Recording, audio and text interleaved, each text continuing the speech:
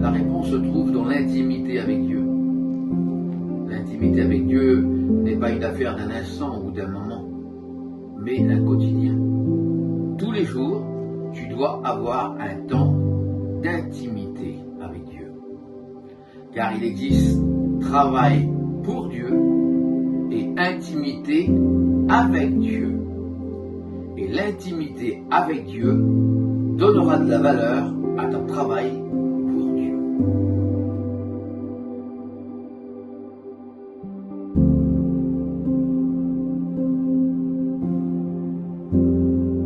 En prenant du temps pour lire et pour prier. L'un ne va pas sans l'autre. Nous avons tous 24 heures dans une journée. Regarde ce que tu prends pour toi et regarde ce que tu laisses à Dieu. Et tu comprendras ce qui te reste et quel sera ton état spirituel. L'Ecclésiaste nous parle de 27 temps.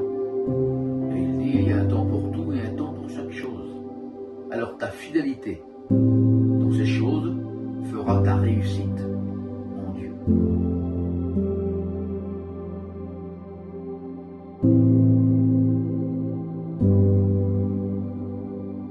La foi vient de ce que l'on entend, et ce que l'on entend vient de la parole de Dieu. C'est donc la parole de Dieu qui crée la foi. Elle peut certes être approfondie dans la prière et dans l'intimité avec Dieu. La foi, en fait, c'est faire confiance à Dieu. C'est croire Dieu sur parole. Une histoire vous explique, au Texas, alors qu'il faisait très chaud et que les gens vivaient de l'agriculture, ils avaient besoin qu'il pleuve dans leur pays. Le pasteur a donc décidé de réunir l'église pour faire prier l'église afin qu'il pleuve. Quelques 10 minutes après, il a vu arriver une mère avec une petite fille qui tenait à sa main un parapluie. Il avait donc compris. L'église était venue pour prier afin qu'il pleuve. La petite fille savait que par la prière, il allait pleuvoir. C'est ça, croire Dieu sur parole. C'est la foi.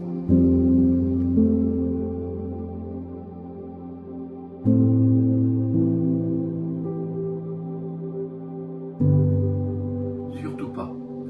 Si Abraham en Genèse 12 aurait voulu tout savoir son trajet avant de partir, il ne serait jamais parti. Le Seigneur lui parle, il dit Abraham, va-t'en, quitte, retire-toi.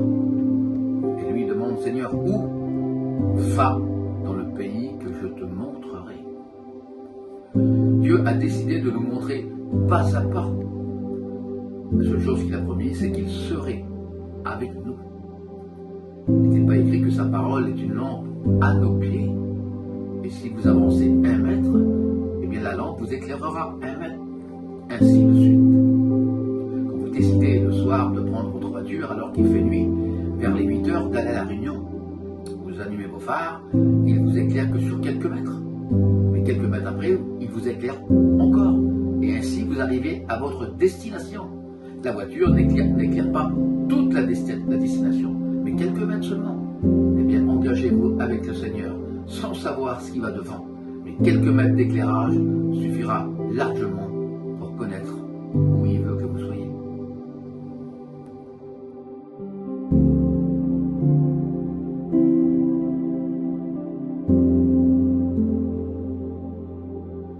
Deux choses sont importantes.